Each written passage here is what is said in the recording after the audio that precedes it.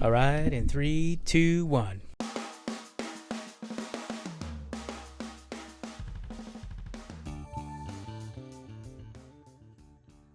Hello. Well, hi. How are you? You sound funny. I do. Did you Am turn your I- mic around? Hang on. Hello. Oh. Oh my god, you sound so much better. You sounded like you were in some weird stereo mode, dude. Like in a different dimension. Pretty much. You are a different dimension, my friend, I must say. Oh, what are you pulling out of that little ice bucket? Well, let's see. What do we have here? This is my wife bought these. Oh my God, are those White Claws, dude? I'm like bringing the foo-foo drinks on. Oh my God, dude, those are like totally my favorite. We drink those on Huntington Beach every day. No kidding. Yeah, and like Skylar just like totally just buys like a 30-pack. Who's Skylar? Nobody, Eric. Come on, man. That's funny. I know. We're going. Let me pour you first. We're going away from our traditional beers, although I do have some beers in here, so we'll try those next. But since these are around, and we're having this Beer. Singular. quasi. I only have one tonight. Yeah, I drank all my modern times. Oh my God. Whatever. Okay, so this is a White Claw hard seltzer. We'll give it a try. For those of you who don't know, because, you know, everybody's been living under a rock, these are brand Right. new. Just kidding. Ha ha ha ha! Have you had this? I'm going to have it for the first time. No way. Yes.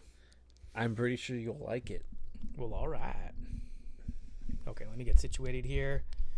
Make sure I'm ready to rock. Quit making all the Something tells me you really. Something tells me you're really gonna enjoy it. All right.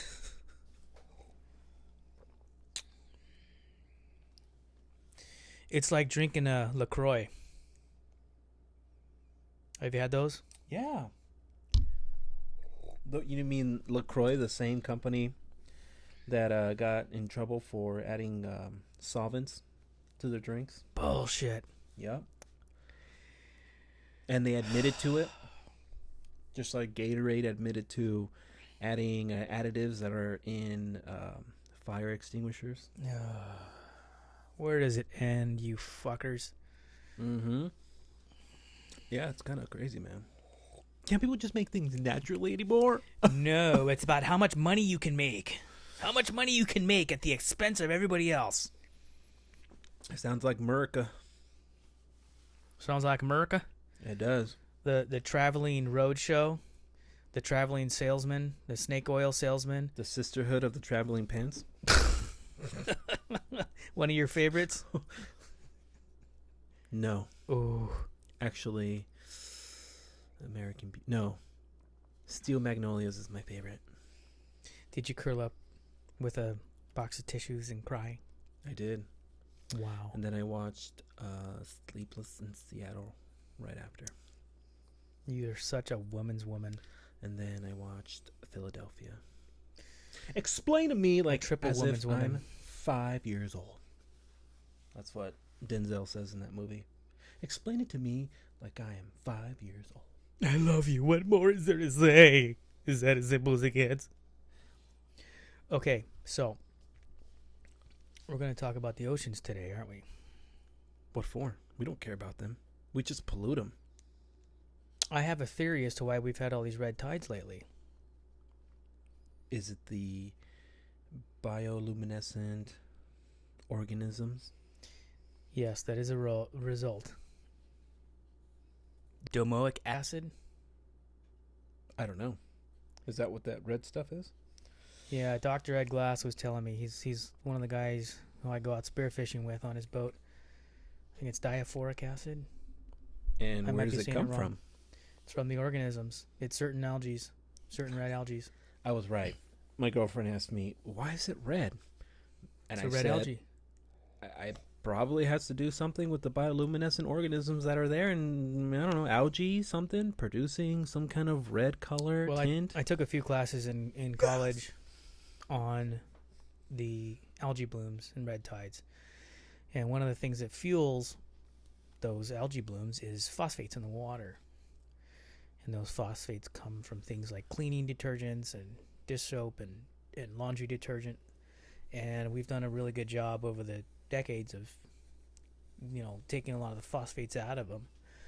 But with this whole corona pandemic that's been going on, a lot of cleaning and disinfecting, additional and triple and quadruple cleaning and disinfecting. I think the waterways are getting a lot more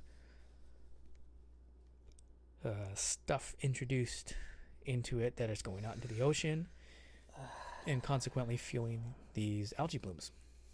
That's my theory. You know what I wish? What do you wish? I love the ocean so much. Not because that is where we came from.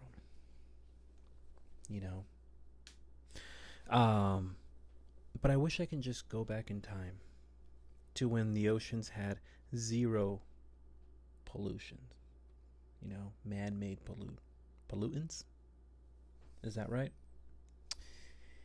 Yeah. Just so I can see what it looked like.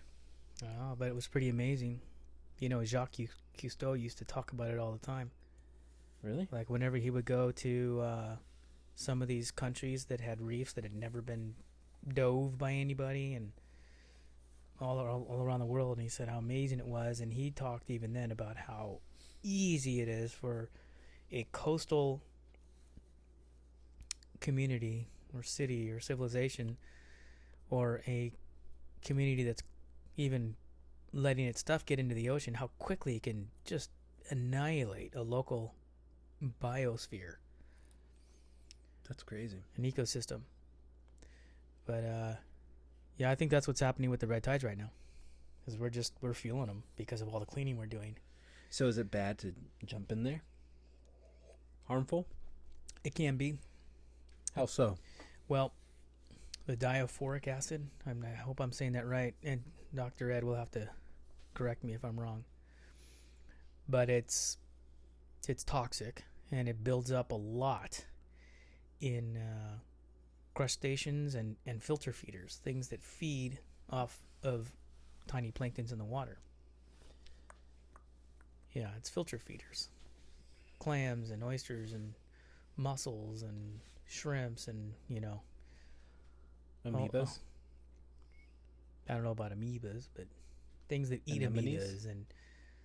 amoebas and anemones, possibly some anemones, feather dusters, Yep. animals that basically filter the water. Those are the ones that build up all of this toxin. Oh. And my son told me that marine animals go crazy. Pinnipeds, seals, sea lions, it gets in their system and it messes with their neural synapses and makes them go crazy. Sounds They like said a lot of seals end up at the Marine Mammal Care Center in San Pedro. Hey, I've been there. Mm-hmm. You know why? We used to do a bunch of signs for them Oh, yeah. at Wellington. But I've been there because I'm from San Pedro. Yes, you are. So wait. So if this is happening to these poor creatures, I mean, we clearly have a tolerance for it. But well, if you eat, some people are extremely allergic to the toxins, and others are kind of allergic. But sometimes it can get so bad that, I mean, even just being in the room with them, you're smelling the air from the open organism, and the fumes coming off of it can make people sick. Well, I mean, it's kind of messed up because it's like, when they used to create cosmetic, stuff, or just basically anything that has chemicals in it, they would test them on animals, right? Mm-hmm. But then there was this big uproar, and now they don't. Right? But at the same time, it's like, well, then who are they doing testing on to really know if things are harmful? Yeah, that's a huge controversial argument about the advances in medicine and human health because of testing on animals. Yeah, because I mean, I would rather them test on, bunnies that multiply like crazy, and just be like, hey, sacrifice a few bunnies or millions of bunnies for the lives of people. But evil, maybe. But I mean, if they're gonna keep creating these products that have all these chemicals in it, might as well. Well, how about creating products that don't have the chemicals in it in the first place? They don't work. Some do, but not everything. How bad do you need them? I mean, I haven't put on deodorant since the quarantine. No wonder you stink. Yeah. You know what I do? You know what's crazy? I mean, a little off topic, but I haven't washed my hair with any shampoo in years. Yeah, I'd say it's actually better for you. Yeah, and The natural oils in your hair regulate your hair. exactly. So one day years ago, I just decided, hey, you know what? My hair's falling out. I'm done with it falling out, and I don't want to pay premium price for, some natural shit. And I just stopped. I mean, how bad do I sweat that I need to use soap in my hair? I'm not out there playing football, Right. so I just put a little water in there, just kind of, rinse it out, run my fingers through it. You could feel the oils in it. And even just by using water, I can feel it getting dry after like a few rinses. Mm-hmm. So I just do it a couple times and then it just feels clean. But my hair does not fall out anymore. Wow. Something there. And it's nice and soft Oh my goodness. and luxurious. Okay. Jealous. So I am. Well, you know what? I am in the sense of, yeah, it was nice when I had hair, but you know what? I don't miss it anymore. Well, it's because you like looking like an Aryan brother. Yeah, man. Yeah. Trump supporter all the way. So I did want to talk about the oceans, and I want to say a special condolence to the Riffe family, because Jay Riffe just passed away today. Today's Wednesday that we're doing this recording, and Jay Riffe and his family and the whole Riffe line of spearfishing products and wetsuits and guns and everything that they made was always quality stuff. And Jay, I didn't know Jay too well. I had a few interactions with him here or there.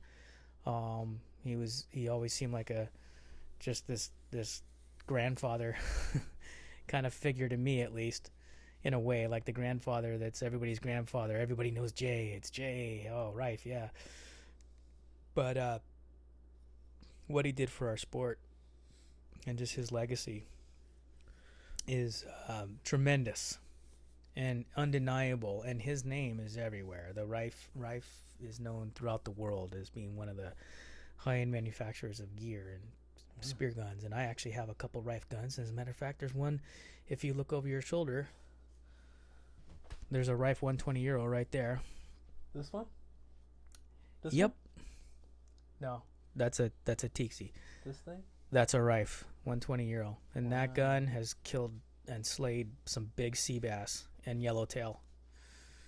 So thank you to Jay and Sierra and Tosca and all the Riffe family for everything you've done for the spearfishing community and all of us as a tight community of friends and family. And Jay, you will be missed. And like I said, I didn't know Jay too well, but I knew him well enough to say that, I felt like I was part of that spearfishing family and community. And it's that's quite a legacy he's leaving behind, and my prayers are with his family. Wow, And, man. The industry and the community and the spearfishing and ocean loving family has lost an icon today. So here's to Jay. I didn't know Jay, but from your description, he's all Riffe. He's all right. I had to. I was waiting for you to just stop. No, killing me. That's all good. Damn, dude. That guy left quite a legacy. Yes. I saw the picture, by the way. You did? You saw it Yeah, on I know. on Instagram? Yeah, dude. It was pretty cool. Yeah, I signed us up for a bunch of the spearfisher and spearfishing community people on our Instagram. So if you guys want to go check out Mike on a Platter, we're there. Mike on a pot. Mike on a Platter podcast. Eventually, in the background here, we're going to have this rad psychedelic backdrop. But for some reason, it's still held up in customs in Russia. Comrade, I must get I this wrote to him an Erik email. Felsen. Hey, comrade, when I receive print, and he said, hey, Erik, COVID virus is now It's affect my family, you see? is effect post. It's running around spreading like a wild bull. Post is not run. Wait 2-3 times. But it's coming. It'll be here. And then we can be like, yeah, look at it. Okay. May 2021. So I'll tell you what, put my video of my sea bass that I got this weekend. I will. Put it up on Instagram for anybody who cares to look at it. On Moab? Yeah, why not? No one gives a shit about that, man. Just kidding. Everybody gives a shit about Hey, how about this? it. Okay.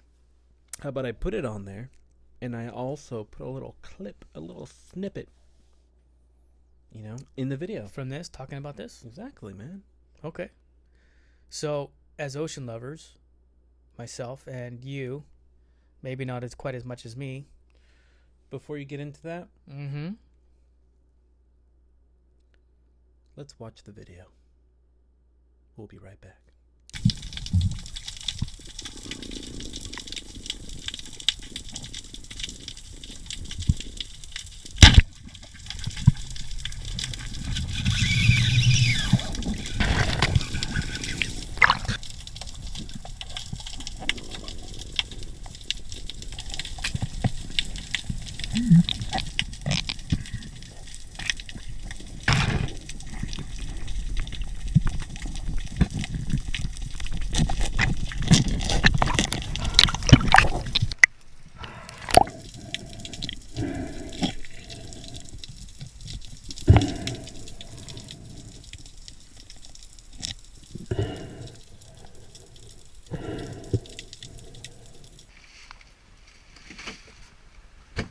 The money shot. Yeah, baby. I put this one at about 30 plus pounds. Okay, I hope you enjoyed that. I did enjoy that. It was a lot of fun. You wanna know about it? It was cool, just you swimming in there, in the ocean, shooting things. So what do you want to know? Okay. Have you told people the story about the big whale you saw? The whale. Okay. Did I tell it on this podcast or no? I don't think so. Okay, well, if I did, I'm going to tell it again because it's a great story. So I'm diving in one of my favorite spots in PV in a little bay. And I'm in the kelp forest. And it's probably about 25 feet deep, 30 feet deep. Not that deep. I'm in the kelp forest. There's all these kelp stringers all around, kind of like you saw in the video. And the rocky bottom like you saw. And I'm out looking for white sea bass. It's the same time of year, May-ish. This is when all, everything's going crazy. The ecosystem's going nuts. Everything's breeding and feeding and just, spawning. And so everything's around. Tons of sharks. Tons of big fish. Tons of little fish. Grunion, whales, dolphins, you name it. They're just out in hyper exaggerated on steroids numbers. So I'm out at the kelp forest and I'm about 25-30 feet of water and I'm doing my dives and I drop down to the bottom and I hear this noise. It's like I'm like thinking to myself, what the hell is that? So I pop up to the surface real quick and I'm looking around and I'm thinking I'm gonna see a boat like right on top of me. And I'm looking around, I don't see anything. It sounded like like a boat turning the engine or somebody pulling up an anchor and the sound of a huge chain like coming up. But I didn't see anybody. The nearest boat was like a quarter mile away. So kind of breathe up again. I'm breathing up, and then I punch a dive and I go down to the bottom and again I pop up to the top. I'm like, oh my god, what the hell is that? I'm like expecting that there's gonna be a boat on top of me, or I keep looking around. I'm like, where the hell is that noise coming from? And not a person around. Seriously, the nearest boat was like, is there something the matter with you? No, I'm just acting out what you're. Okay. So anyway, the nearest boat's like a quarter mile away. There's no one around me. I'm breathing up. I'm getting ready to punch another dive. And again, I'm in like 25, 30 feet of water, not that deep, in the kelp forest. And underneath me, as I'm getting ready to punch down, swims like a 30-foot whale in its calf.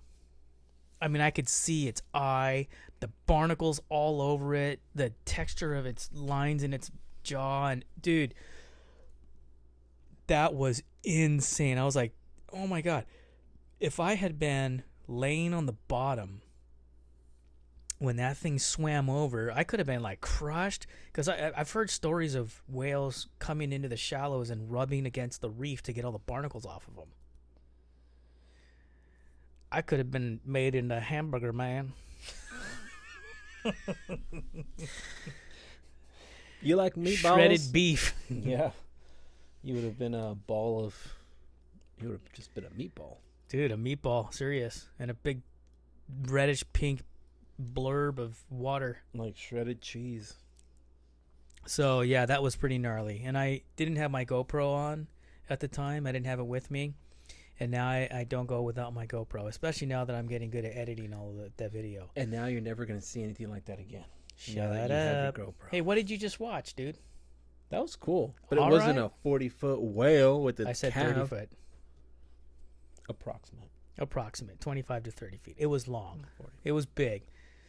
And I don't know how it swam in between me and the ocean floor through the kelp forest. But Hey. I mean, I could feel the swirling of the water after it swam under me. It was crazy. That's because you're in its world. That's right. That's right. Wow, dude, that's an awesome story. Yeah, so I get to see a lot of cool stuff spearfishing, and I've actually got a lot of video of amazing stuff. Huge bat rays, fish that I've shot, schools of yellowtail, beautiful stuff. It's exciting down there. It's a lot of fun, being underwater and seeing all that stuff. Really makes me appreciate the ocean so much more. And we do make a huge impact in the shallow coastal environment. We do? Oh yeah, any of the areas where there's fishermen, like where fishermen go down and fish on the rocks all the time. Like you go down to White Point, or you go down to Lunada, or you go down to Malaga, or any pier, and you know why they're not catching any fish usually? Why is that? It's fished out, man. It's fished out. You go to the areas where people aren't allowed to fish. There's fish everywhere, man. Big ones. That's pretty cool. For example, you try to go hoop netting off the piers or off some of the breakwalls where a lot of people hoop net. You'll be lucky if you get a legal lobster. What is hoop netting? Hoop netting is a big, large, round hoop that is that's all webbed and netted, and it's got a little bait thing in the center, and you throw it overboard with a rope attached, and you let it lay in the bottom with bait in it, and lobsters crawl into the net, and then you pull it up real fast, and the hoop comes up and catches the lobsters. It's a very popular way to catch lobsters in Southern California. But you go to places where they're easy access and a lot of people can get to. Man, there's nothing around. It's pretty well picked through. But you go to some areas that you can't get to, or illegal to be in, or maybe it's very difficult to get to. Dude, there's huge lobsters, huge fish. So, what does that say? Well, areas get overfished. Rene Rojas, who's one of the elders in our club, and he's survived by his wife Jackie and his son Orlando and their other son. His name escapes me right now because I don't spend a lot of time with him. But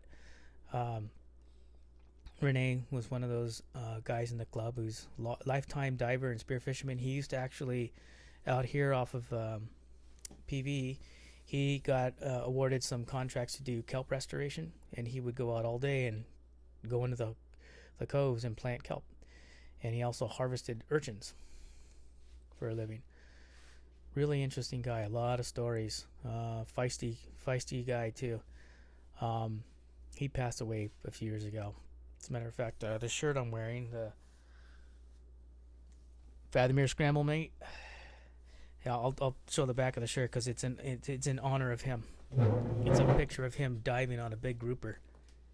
I don't know if you can see that shirt or not. Move down a little bit. A little to your right. Beautiful. Just beautiful. Oh, wow. That's a cool picture of him. Look at him. So that was a memorial shirt that we made for Renee. But anyways, long story short, Renee was telling a story about he was really involved in the spearfishing community around the world. And he was part of the U.S. Nationals, or one of the, I think it was the U.S. Nationals, where they went down to, I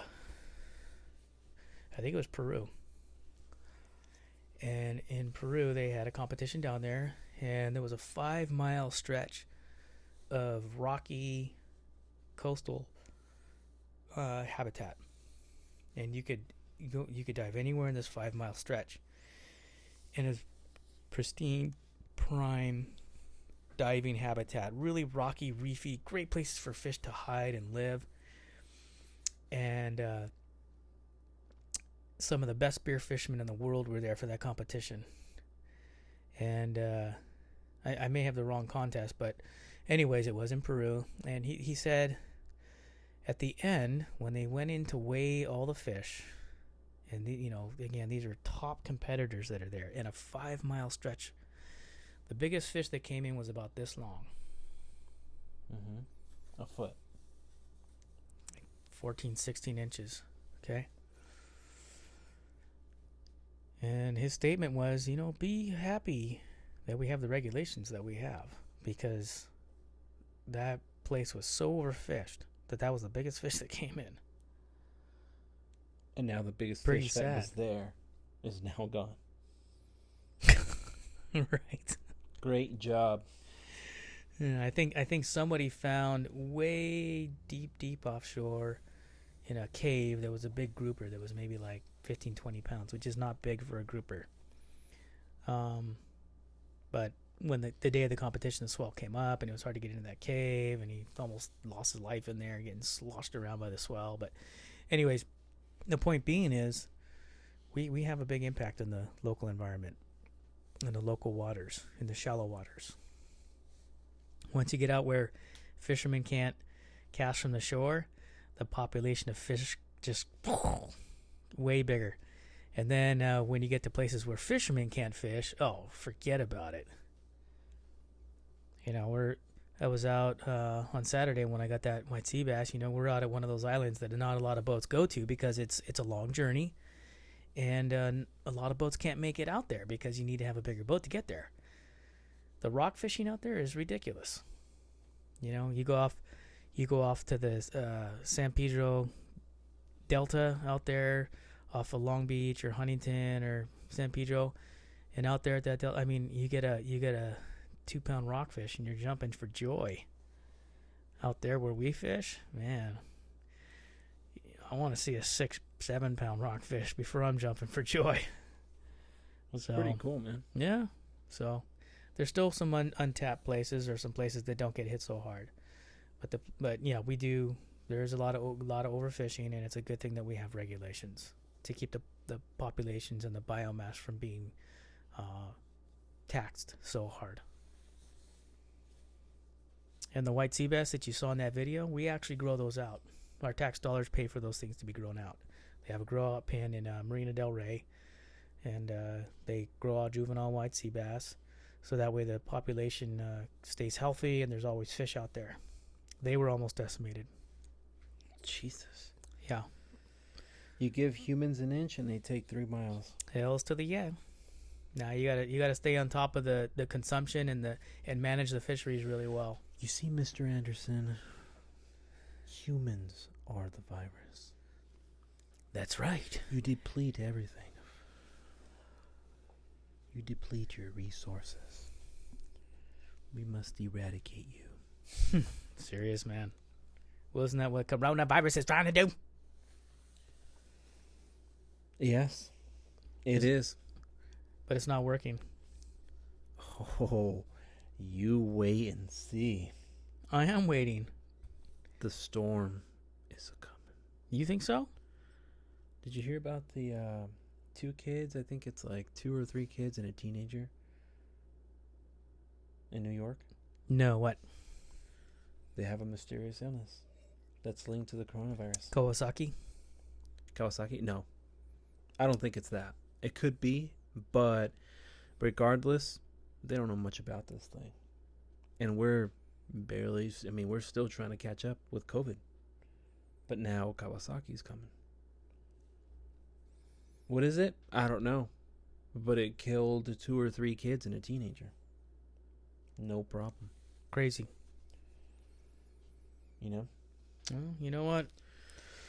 Remember when we did our podcast on the top, whatever it was, 7 or 10 pandemics of all time? Oh, yeah. That's a good one. Check it out, everybody. Yeah. But even then, I mean, this is, pandemics have been around for forever. Since humanity, since our written history, Yeah. It's funny when people say, we have to eradicate it. There is no eradicating. There's only flattening the curve. Flattening the curve and adapting and building herd immunity. Exactly. It's inevitable. Man. So, fun fact. Okay.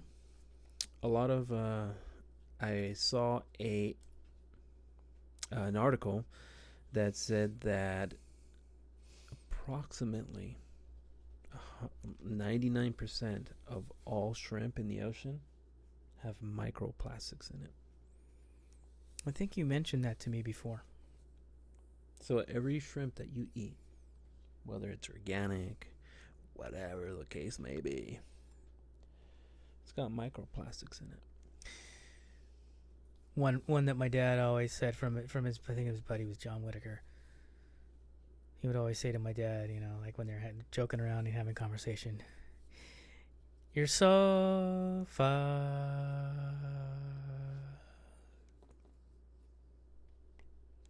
Your sofa? You're so You're so fucked." Yeah. That's Yeah. us. Can't get away from the plastic, can we? We've made our bed and now we're sleeping in it. Exactly. We're so Do you think we'll ever have an alternative, maybe a solution to our plastic problem?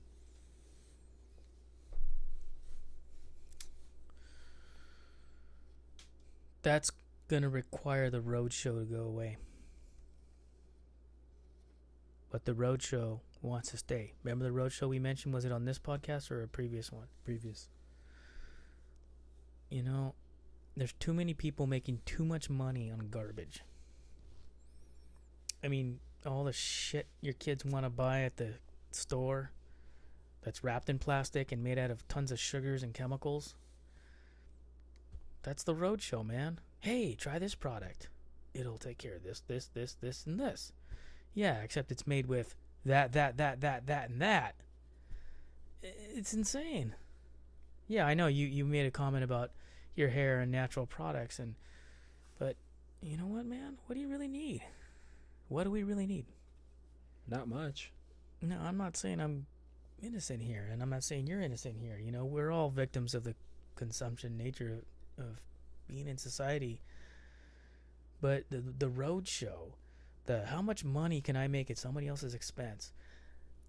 I want to make $1 million on a bunch of crap just so I can make my $1 million, and I don't care what the ramifications are. And I've convinced everybody in my society and my culture and my civilization that this is what they need to be happy. And we've built a reality around this is what you need to be happy, is to be able to buy all this fucking crap. This shit. We don't need it. We don't need it. But we all have to make an accommodating lifestyle that revolves around sensible ways of living in harmony with our planet. And we can do it. It's just our contemporary cities and our contemporary cultures are not set up to support anything other than what we got going on right now. That's really what the problem is. Yeah, okay, so you should have 10 jars, big jars, and you go to a dispensary and go to the thing that you can pour your own liquid or whatever it is that you want and put that all in your cart and bring it back. No, that's not what makes money. What makes money is buying plastic to make the bottle and the printing to put on the bottle and the design to make it pretty to sell, and that's what we think is important. That's what we've been told is important. Are we sheep? We are sheep, all of us. And you know what? There's some people that do a better job of avoiding it. And then there's guys like me who are somewhere in the middle, but we know that it should be different. And it's hard. It's hard to live a more wholesome, less convoluted packaging, advertising, gimmicky product buying lifestyle because we're so deep in it together. That's why I blame the corporations. It's up to them. They have to change it. Everybody has to change it. Everybody who's deeply involved in it, we all have to change it together. Man, maybe we'll have a new wave of leaders. Well, if the viruses keep coming on stronger than our ability to keep up with them, that very well may be what happens. Did you hear that We'll see. LA is going to extend the stay-at-home order for another 3 months? Okay.